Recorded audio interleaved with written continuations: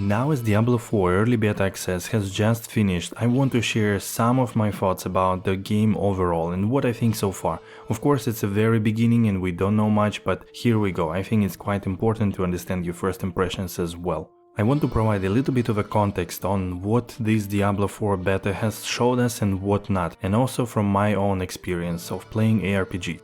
So first of all, we have not seen anything about endgame here. Remember, it was only maximum level 25 and Act 1. Many activities such as Alchemist, Blacksmith and Occultist were really not utilized because it's just too low of a level. Due to the level cap, we were not able to max out most of the skills, so only 1 or 2 or something in between. At the same time, we have not had access to Paragon, high level uniques and legendaries. So again, this really narrows down our experience of the game, and I want everybody to keep this in mind. And lastly, we have not seen any endgame activities, so what it's going to be like when we are level 100 with Paragon boards capped out or going there, and what will be the dungeons, what will be the grind, so all of this was really unclear. Alright, with this out of the way, let's actually look at the positive parts of the game and things that left some questions unanswered. Starting with overall feel of the game, atmosphere, environments, music, sounds, all of this actually is really great. I think they delivered what they promised. Darker, grim environments, lots of gore, but at the same time really beautiful landscapes and beautiful locations. So this is something that I think they nailed really well, especially with the sound design. There is nothing better than Barbarian slashing enemies with a two-handed sword, and you can definitely feel it. Although I have to admit I miss music from Diablo 2 for example, that was way more prominent there, and here it's way more ambient, so this is something that I would really want to see a bit more.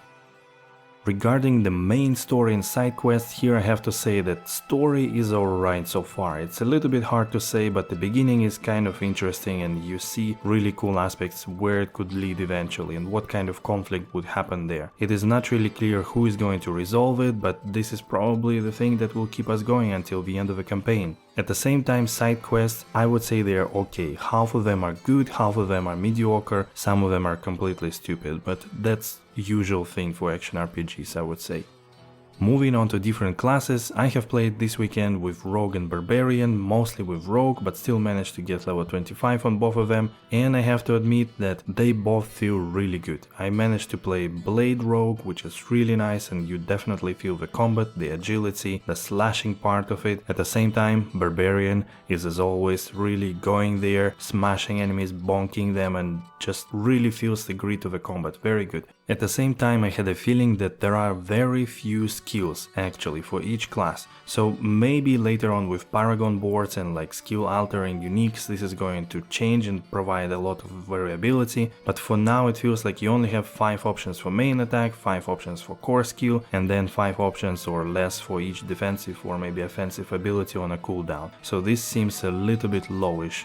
Despite that, actually every skill makes you play differently and will affect your tactics in the combat. This is something very nice. For example, with a rogue, of course you can be a marksman with a bow, or you could choose the close combat with daggers, and some of them will require you to be very close to the enemy, the other one allow you to stay from the back or maybe shoot and kite monsters a little bit. So this is definitely gives a flavor to each character and each skill, which is again, I think a very good plus in my opinion.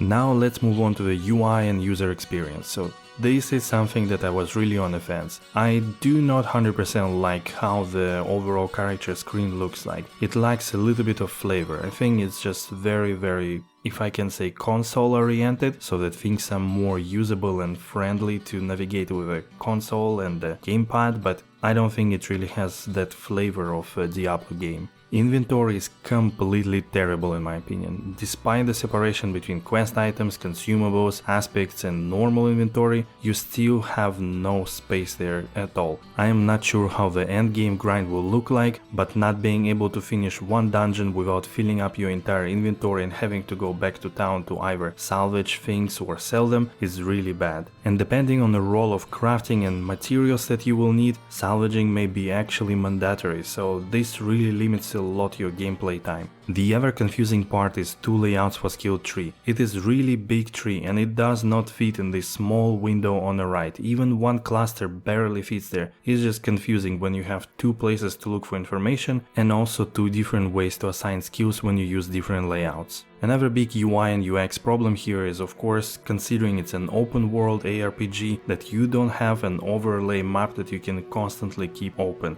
This makes navigation a little bit frustrating, to be honest. And just to add a couple of points, you do not have all the debuffs shown on your character. So when you are slowed, it's only visually on your character, but you don't have a little icon that would show that you actually currently have slowing debuff. This sometimes is really confusing, especially that all the buffs are in one place, but then debuffs could be on your health globe, on your character, or elsewhere. So it is really something that I would wish if they can streamline it in one way. And lastly, I was missing an explanation of all the effects that could happen on a monster or on yourself, for example, dazed. Now let's move on to itemization. I know this is a very hot topic in Diablo 4, but here are my takes on it. First of all, I'm not the biggest fan of redundant items. So for example, we have a lot of rares raining on you and also legendaries, which makes obviously magical and basic items pretty much not useful after level 12 or something like this. I'm not sure if there are any further plans for that, but for now this seems like, again, the situation where you just have items for the beginning and then they do not exist or do not provide anything to you. Item affixes do not provide direct value to you, except for those that have plus skills.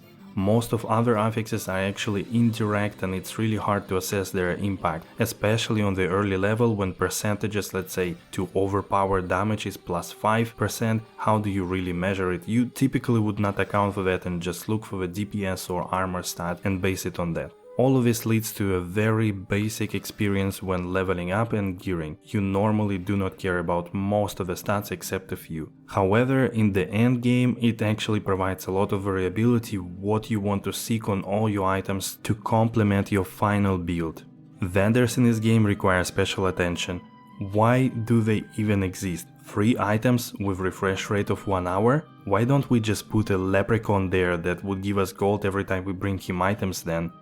Alright, let's move on now to the open world part of the game. Actually, it is really fun. I found it very interesting to explore every bit and piece, go to every dungeon in the beginning, but I have really some concerns that maybe after doing it once or twice it's not going to be so new and the effect of novelty will fall off and it's going to be really bland and not interesting to do. So I really hope Blizzard have some plans and ideas for how to transform the world to make it interesting and keep the interest in exploring it over, let's say, years. Maybe it could actually change and transform with every season to keep the novelty fresh. Regarding the auto leveling, I think it's honestly fine, especially if they keep some areas at a high level and you cannot go there without actually first leveling and gearing up your character. I believe without auto leveling some parts of the world would just not be relevant after 10 minutes of playtime when you reach the level of this location. Events. Most of them actually feel very repetitive. Within one day you do them already multiple times and they are not so interesting anymore, especially when it's not so clear what the reward for them is. Maybe those orbs for gambling, but still kind of feels weak comparing to dungeons. Cellars. I don't think they should even exist, because it's just a copy-paste of one small room in the dungeon, that's it. Dungeons themselves, they were fun so far.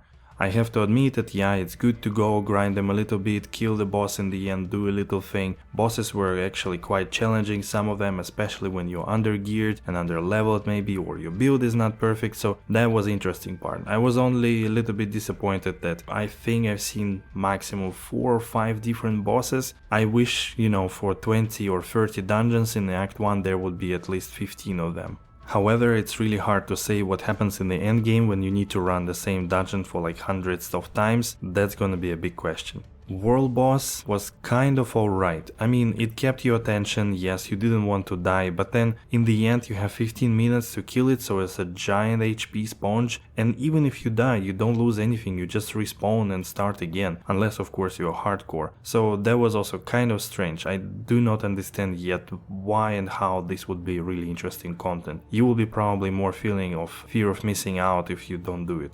Some other encounters on the world map are actually cool, like finding the treasure goblin or looking for the Lilith's obelisks or some other super elite monsters. That was kind of interesting, and again, as I already said in the beginning, it looks really grand, so all the locations are very interesting and fun to look at. We have also made our little clan and tried with a couple of friends from Discord to actually run together, and it was actually cool. That was very interesting, although I have to admit it was way easier and faster than solo. So if you're looking for a challenge, probably do solo first and then join groups. So it may be a little bit out of balance, but again, it was only level 25 that we tested it on. Alright, just to give it a little bit of a sum up, I think this is a fun game. The combat feels good, you have really nice environments, each class is very distinct and has advantages and disadvantages. Also, build variabilities are quite there and they do feel different when you play different setup than before.